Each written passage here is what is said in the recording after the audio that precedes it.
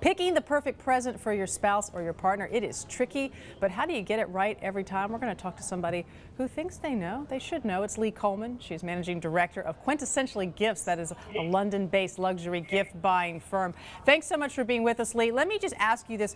You should know your spouse or your partner better than anyone, but why is it so hard to pick the right gift for them? Well, I think it's hard to do a gift when you're seeing the person every day. And you're thinking to yourself, is it going to be jewelry this year? Especially with spouse, you're with them year after year after year after year, hopefully, let's say. And so people get into what I call almost the gifting Olympics. It becomes almost a challenge every year to do better than last year, outdo yourself. And especially when we're talking about multiple gifts a year, Valentine's, possibly other religious holidays, birthdays, anniversaries, and Christmas. And of course, Christmas always comes at the end of the year, perhaps once you've already rinsed all other possible solutions. So I think Christmas is always difficult. And you say there's a good way to cheat, and that is to use social media. Check out that person's Facebook page, their Pinterest page. That might give you some hints? Absolutely. I mean, we almost call it like digital breadcrumbs. People really leave a trail these days of what they're into, what they're looking at. That can be, sometimes, nobody likes to talk about this. This could be checking someone's history. Who knows what you're going to find. But it can be something as easy as every major retailer now has a like function or an ability to share it, to put it on Pinterest. And you can really follow that path and see what they've been liking or what they're interested in. Now, one thing I've heard a lot of people say, that particularly if you and your significant other, if you spend a lot of time apart because maybe you both work, that giving a gift where you're both going to be spending some time doing something, doing an activity together, that's a good way to go?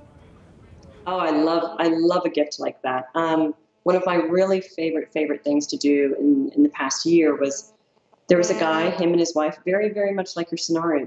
They both high-powered people in the city here in London. Work a lot, travel a lot as well.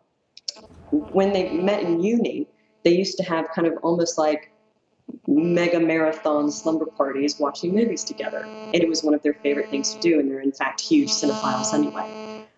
So what we did is we helped them arrange very much an experience around that. So we got them comfy pajamas, cashmere blankets, a whole stack of DVDs, even personalized eye covers for sleeping later that night.